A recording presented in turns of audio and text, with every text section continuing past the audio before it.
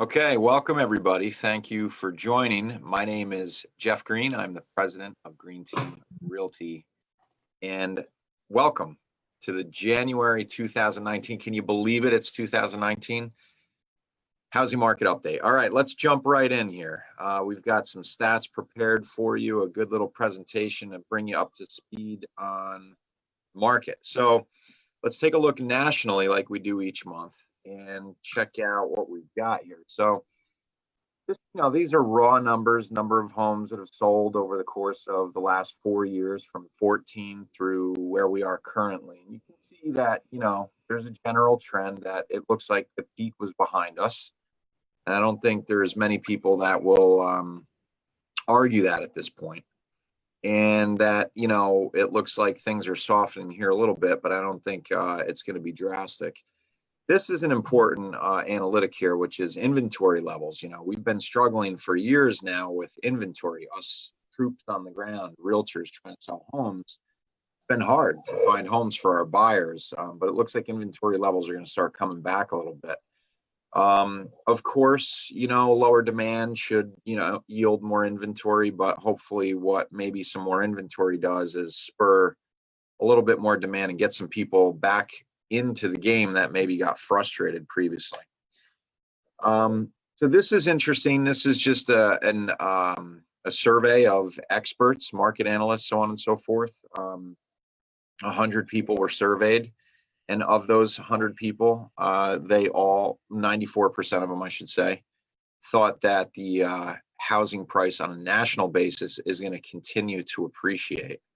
And I would say that I'm in that camp as well. I think when it's all said and done in 2019, you'll see that prices actually went up again, despite the fact that activity went down. And that is just the way that it goes. Price always lags activity. And you can just see some raw, numbers in terms of what percentage of increase these economists are projecting. And I think this is a good quote, pulled from Goldman down here, which is, despite the headwinds facing the housing market, we expect the U.S. to generally achieve a soft landing. And that, if it comes true, is music to my ears, because I actually lived and worked through the last downturn, which 50% of the number of homes that sold went away within a 2-year period of time once the market started to decline. It was a tough time. So this I always find interesting, right? Percentage of Americans who believe that home ownership is a good investment. So the market's at a peak or beyond, and the confidence continues to increase. It's just such a human trait, right? Humans tend to do what they shouldn't do, right? They tend to buy high and sell low when they should buy low, sell high. I mean, in the bottom of the market, rewind back to 2012, 11, 12, 13, let's call it. That should have been the time that people should have thought that home ownership was a good investment. But I guarantee if you saw these numbers for those years, they would have been at an all-time low. But needless to say, in general, people are confident that it is a good time to buy and that home ownership is a good thing. And look, let's be honest, home ownership is a great thing. That's never going to change. Let's get a little bit more local here, taking a look at Orange County units sold. This is always a nice way to look at it. It's a 5-year look back, and you can see the green line, the thick green line, is the current was 18. And you can see that it was a little bit of a mixed bag all the way through. And this is interesting. We ended up a tad bit lower than the previous 2 years. Now let's go south of the border in Sussex County and look at that same chart. Same thing, right? Kind of a mixed bag. It was up and down versus the previous year, but look at that. One of the lowest totals in 4 years, closing out the year. So that's interesting. And then we take a look at average price for these two counties as well. Up substantially in Orange County all year long, but then again, cooling off effect here towards the end of the year. And here's the average price for Sussex County, which never really saw as much of an appreciation as Orange did, but nonetheless, a leading year for the last 5 years, let's say. As to sold ratio, this is basically a ratio that tells us at what price do homes on average sell for versus the last asking price. the higher towards 100%, the hotter the market. So again, you can see the numbers are up here for Orange County and as well for Sussex County. So that's it for the stats. We're going to have some commentary from our panel in just a second, but before we go there, let's have a commercial interruption. Our next housing market update is going to be February 19th at 2 p.m. Be sure to join us and check us out always at greenteamhq.com/HMU. You can sign up, be part of the live webinar so that you're not watching this on recording. And thanks to our sponsor, Really, a better, smarter, faster real estate referral network for agents. If you're a real estate agent, you should join. There's no cost to join. Okay, so let's introduce our panel. Melissa put us in gallery view if we're not there already. We're going to start top left and work our way down. Carol Buchanan, welcome. Give us a wave so everybody knows who you are. PJ, Patrick Keelan from Family First Home Funding. That's Patrick there. And Karen Gonen from Green Team New Jersey Realty. And Carol, forgive me, I failed to mention you're from Green Team New York Realty in our Warwick office. So Carol and Karen, what do you say? I mean, it looks like the softening of the market is underway. It doesn't seem as if much is going to stop that from happening. What do you think? I mean, what's happening out there on the ground? Carol, we'll start with you. Well, I see that, of course, inventory is still down. So that's a factor. And we are in January. That also, January, February, not uncommon for it to slow down a bit. But I think 2019 is going to be a very good year. I think people are undaunted by higher interest rates. It didn't seem to have any effect in 2018. The market was on fire. And there's still a great amount of interest, a lot of buyers. We just need some more homes on the market, but a lot of buyers out there. I think we're going to be just fine in 2019. So your call, this thing's going to keep chugging along in 2019. Yes. Okay. Yes, that's absolutely. Karen. Yes. What do you think? I actually think 2019 is going to be a great year as well. I think a lot of sellers are trying to get on the ball and they will be listing in the next couple of months. Right now, I do see that the buyers are looking for houses. Again, we don't have enough inventory. I feel that the sellers are on the fence. They're not sure exactly what to do. So they're just holding on for a couple more weeks. And I think once we get into February and March, we're definitely going to see a lot more sellers. I have a few listings that the sellers are ready to list, but holding out until the end of February to do so.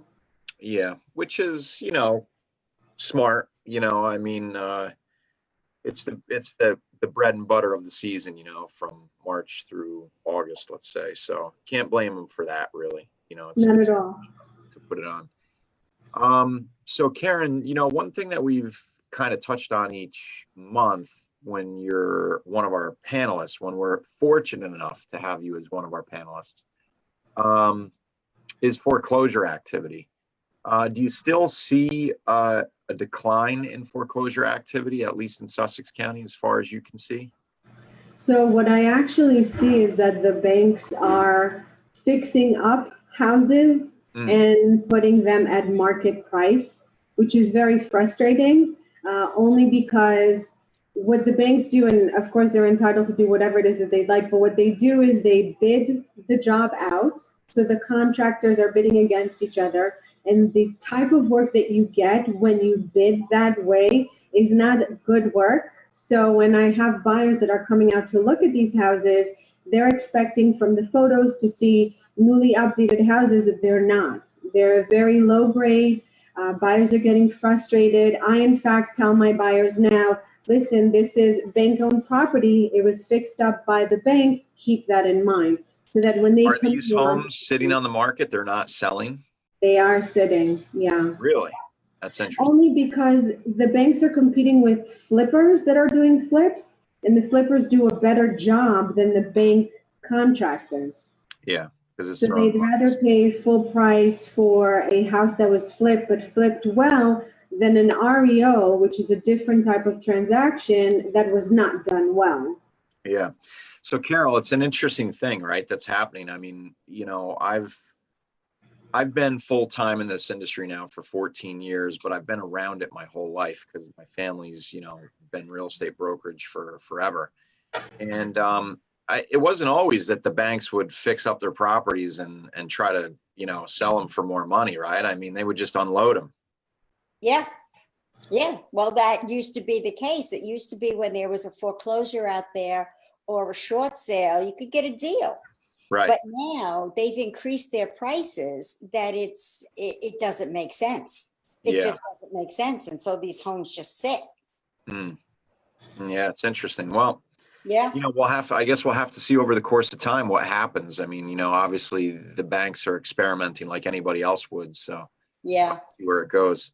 Yes. All right. So PJ, let's bring you in here and let's talk about the financing environment, because at the end of the day, we're kind of all pawns in the in the land of the banks and what they're willing to do and how much, how many times, the federal government is willing to let banks leverage their money and so on and so forth. So where are we? What are we looking at in 2019? Where did rates land in 2018? So on and so forth. So you had the end of the year, they talked about, the Fed's raising the interest rate, and that's obviously on a more global scale for where they're raising the interest rates. That usually is a dictation of a stronger economy, stronger aspects coming from the financing end and, mortgage-backed securities, things like that. Unfortunately, at the end of the year, we had a huge difference and the Dow dropped significantly. So that drop in the Dow actually affected the reports and things that they were coming out with. So trends and thoughts of increased interest rates by the end of the year through, that new year boom have actually kind of fizzled out. And now there's reports that there's potentially going to be a decrease in interest rate in the year of 2019. I think that is something that they're putting out there for a little bit of hope. I think they're going to trend in an upward tick by the end of the year. But I think the biggest thing that we're competing with is, like has been said previously, is the lack of inventory and where these people are going to be able to purchase. If you look at average household income of say 60 to 70,000, that probably puts a person on average for what they could afford in terms of a property in about the 1,500 to 1,600 range. So that's giving them a certain price point that they're going to have to stay in. And with obviously increases in interest rates, that's going to affect some of their eligibility to be able to purchase properties in a certain price range. Okay. So do you actually, it seems like all signs are pointing to the Fed continuing to increase rates. Are you thinking that that's not going to be the case in 2019? I think there'll be a lot less than they were expecting in 2018. I would imagine they may skip the first interest rate rise. The hopes on an industry side would be that there is a potential drop, because that may push that boom for those people that are still kind of sitting on the edge. I've definitely seen a stronger trend at the beginning of this year for the amount of people that we are talking to and the amount of people that are actually motivated in purchasing. So I don't know if they're finally believing the reports that these rates are not going to stay historically low and things are going to go up. But, there's so many reports out there that go in so many different ways that it's unsure where to take it. Right now, industry leaders are saying the market is staying kind of steady, but be prepared for a drastic change with any reports that could come out. Be prepared for a drastic change. I don't like that. we don't love it on our end either. I like slow and steady, that's kind of where I want to be. And that's where the trend is. And obviously that's you making sure that, you're proactive in all that you do, communicating with your realtors, your partners, as far as the lending side goes, because ultimately these transactions need to happen quickly in order for them to actually happen at this point. The longer that these transactions are staying open, bigger changes are coming. So. Yeah. All right. Well, I think Carol or Karen, if you have any comments on the lending side of things, speak now, because we're about to wrap this puppy up. Well, the other thing, I'm sorry. No problem. Well, look, at the end of the day, the Fed raising rates doesn't necessarily directly impact mortgage rates, right? It's all based upon the bond market and volatility there. So, I guess at the end of the day, it comes down to overall confidence. And I've been saying for a long time, the housing market should be just fine, provided that we don't have any sort of major economic collapse here in the States. I think there's been a lot of uncertainty globally for some time now. And who knows what's ahead in 2019 there. I don't watch it closely enough, probably. But I don't hear of any, cataclysmic things happening around the globe economically thus far. So I think we're in pretty good shape. I think we're going to have a good 2019. I think it's going to definitely be the strongest year, I think, in real estate in terms. The numbers are continuing to trend in there. And I think people are getting more motivated, and hopefully some snow comes and gets more people motivated. So. All right. Well, thank you, panel. Thank you, everybody, for being here. Once again, Carol Buchanan from Green Team New York Realty, Patrick P.J. Keelan from Family First Home Funding, and Karen Gonen from Green Team New Jersey Realty. Thank you so much for being here. We'll see everybody next month in February for the housing market update. Take care. Thanks for having me. Thank you. Bye.